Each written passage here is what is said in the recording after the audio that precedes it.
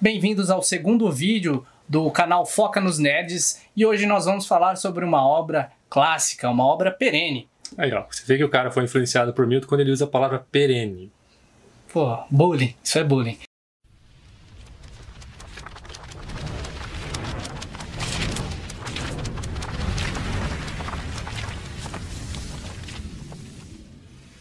Falando de Paraíso Perdido, só que adaptação, no caso, por uma graphic novel desenhada pelo artista Pablo Auladell, que é espanhol, publicada pela editora Darkside Books no ano passado. O poema escrito originalmente em 1667 pelo inglês John Milton é uma obra que atravessa gerações, influenciando várias vertentes da cultura pop, da música e afins. Muitos quadrinhos como Neil Gaiman, Sandman. Sim, maravilhoso. Demonologista, o livro de Demonologista se baseia muito na obra de John Milton. Aliás, a frase célebre é melhor reinar no inferno do que servir no céu, utilizada no longa recente de Alita, Anjos de Combate. Então, você vê por aí que John Milton é um cara sensacional. Ele é o cara. Ele é o cara. Saudades. Ele também tem uma grande participação no quesito da liberdade de expressão e da imprensa da sua época, na sua obra Areopagítica, de 1644. O Milton era um cara meio revolucionário, podemos assim dizer. Ele não gostava muito da monarquia, ele queria um regime mais liberal, que faz parte do contexto histórico da época que a gente não vai adentrar muito nisso. Mas ele foi preso algumas vezes, ficou muito tempo preso, né, por ser um cara meio contra a coroa, e foi na prisão que ele ficou cego, e foi cego que ele escreveu uma das maiores obras da literatura mundial.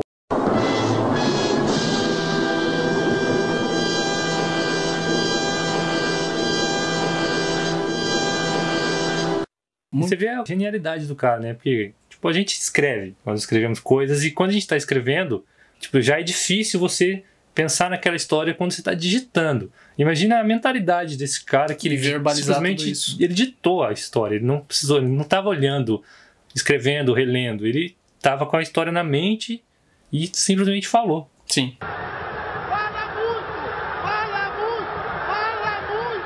A obra ela é desenhada pelo Pablo Auladell de uma maneira magnífica. Ele tem traços assim que não são tão nítidos, e isso diferencia dos quadrinhos convencionais que nós estamos acostumados a ler e ver, né? Quadrinhos de super-heróis e o convencional, que todo mundo gosta. Esse é um quadrinho mais voltado para a galera adulta, então crianças não vão ler isso aqui.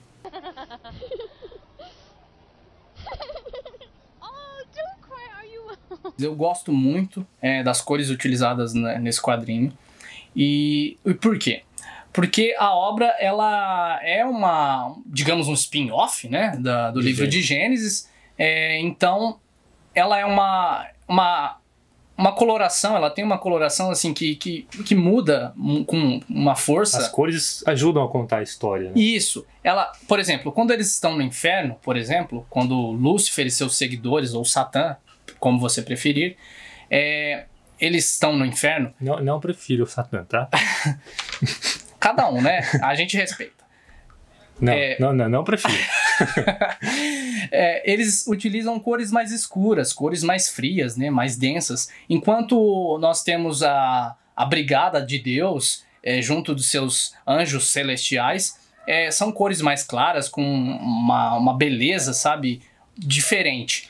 E temos o paraíso também, né? Que é onde estão Adão e Eva, que tem as cores mais verde, é mais puxado para um tom de verde, mais natureza. Mais natureza, isso. Eu gosto muito do personagem de Lúcifer, a personalidade dele.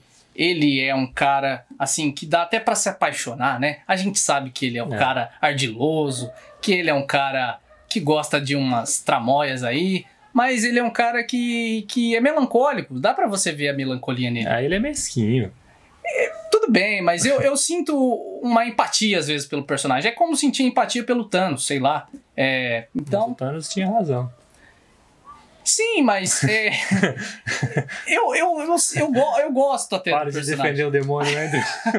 Eu tenho um quê pelo lado das trevas, então tudo bem. Mas eu gosto do personagem. Eu gosto dessa dinâmica dele, de ele ser melancólico e de ser um cara que se rebela. Claro, ele é ardiloso, ele conta mentiras, esse é Satã. Ele é o vilão. O Milton conta. O Milton era um cara extremamente religioso, ele conta a história do vilão, do maior vilão da história bíblica.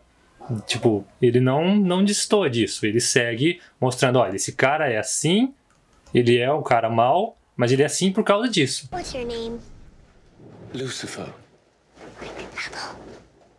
Exactly. Tanto no Paraíso Perdido no texto, quanto na HQ do Pablo adaptado aqui, mostra como o Lúcifer odeia as coisas. Quando Deus apresenta o novo Messias, dizendo que é o herdeiro dele, que está acima dele, Lúcifer não aceita que exista alguém acima dele. E ele se sente ofendido porque Deus o criou para ser grandioso.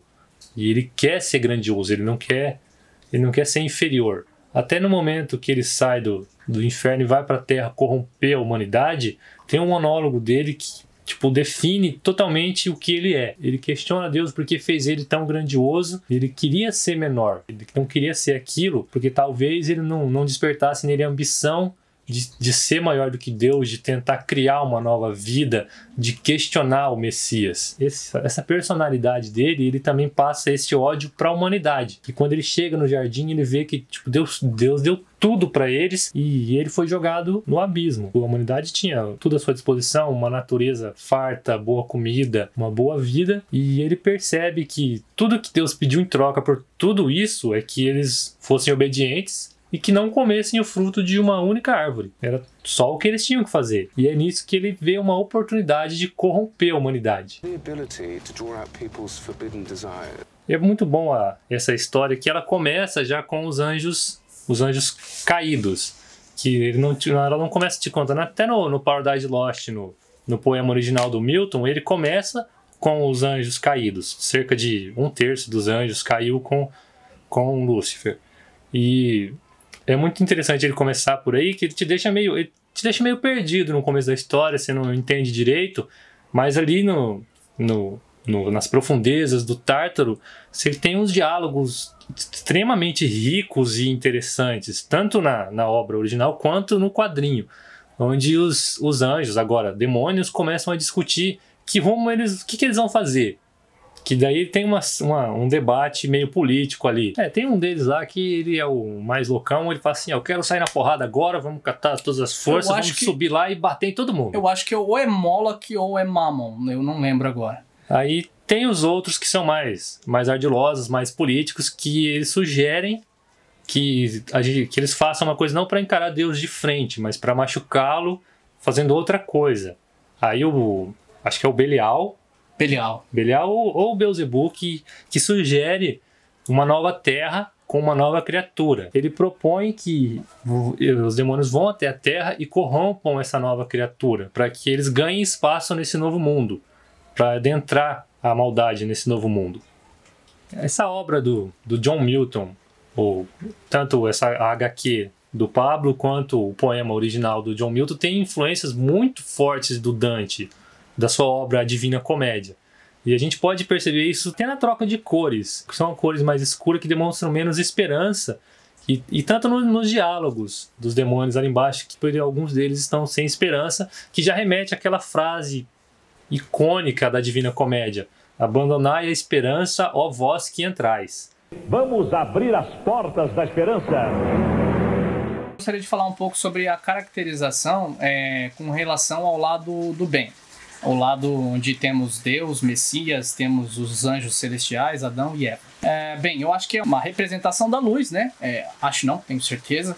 E quando Auladel ele pega essa parte, ele deixa muito grande isso. Ele deixa muito explícito. Olha, isso aqui é a galera do bem e eles são muito, mas muito importantes.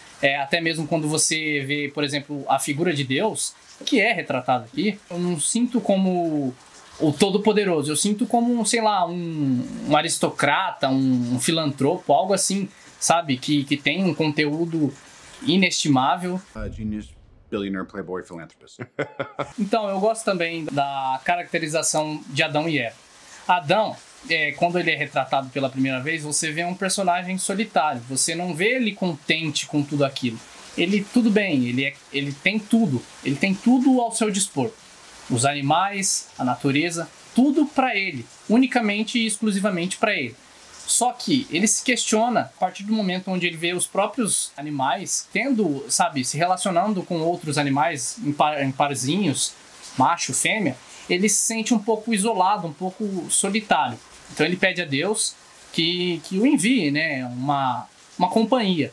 E aí é onde surge Eva. Eu vejo Eva como uma personagem submissa, como é escrita, né, na história. É uma personagem submissa, mas que ao mesmo tempo é curiosa e inocente. Eu vejo em Eva, apesar de ter sido, a gente conhece tudo, o que vai acontecer, eu vejo uma personagem que se deixa levar muito fácil, mas não porque quer aquilo, anseia por aquilo, mas sim porque é uma personagem que tem uma inocência, é curiosa para saber o que vai acontecer ao final da história, né? Que depois a gente chega lá. Ela é muito bem trabalhada ali. Não é tão submissa. Ela se torna submissa após a queda do homem, após comer o fruto proibido. Mas eles têm uma certa igualdade na relação.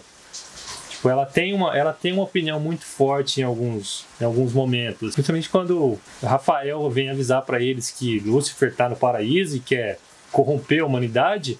E o Adão pede para eles ficarem juntos. E ela diz que não, que ele tem que confiar nela, confiar na fé dela, que ela não vai trair. E quando eles se afastam, a serpente engana ela. Eu gosto também muito de como é trabalhado o Anjo Miguel. Ele usa aquela armadura bonitona, cintilante.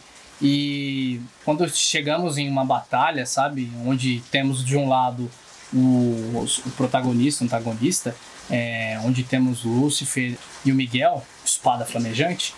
Você vê que Lúcifer tem um respeito por Miguel, e eu também sinto que Miguel, apesar de tudo que ocorreu, tem um respeito assim por Lúcifer, porque os dois, afinal, são irmãos, não deixaram de ser irmãos, né? Apesar de ele ser o anjo caído, você não deixa de ser irmão de alguém, né? Quem nunca brigou com o irmão, né? Briga de irmão é normal, né? Só não pode matar, né? Não pode. É interessante que na guerra, quando Miguel fere um golpe em Lúcifer e ele sente dor, ele percebe que ali cortou suas relações com Deus, que antes não sentia isso.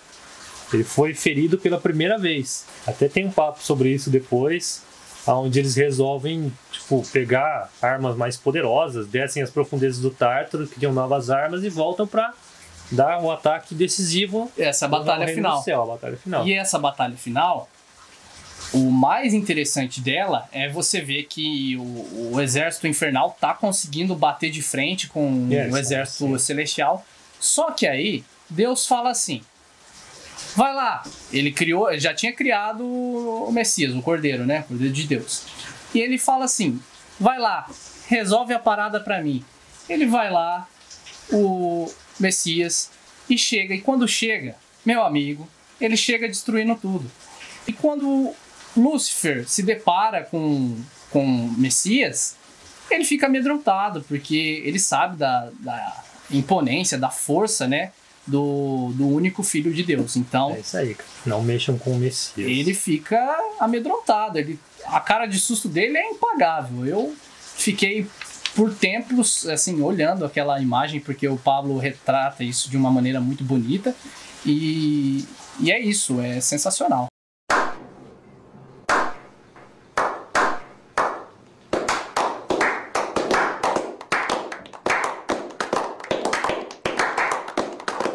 Como a gente já tinha mencionado anteriormente, a Eva, ela tem um momento em que o Rafael vem para o paraíso e conta para Adão o que o Lúcifer pretende fazer. E Adão insiste para Eva ficar perto dele para que isso não aconteça. E ela, talvez por inocência ou por orgulho, ela se recusa. Ela quer fazer as coisas dela, quer ficar separada. Bem, e o resto da história, a gente já sabe como termina, né? Não falem de boca cheia, mas eu vou falar. Se inscrevam aqui no canal. Não deixem de acompanhar nossos vídeos semanais por hora. Então, deem a curtida, compartilhem, comentem. Não gostou? Só não seja panaca, ok? Seja um cara que tenha argumentação para debater. Então, que a força esteja com vocês. Até a próxima. Será que esse microfone tá funcionando? Tá, cara. Funciona bem. Mas depois não vai dar som nítido lá depois? Eu acho que dá sim. Não sei. Vamos ver agora. Esperemos.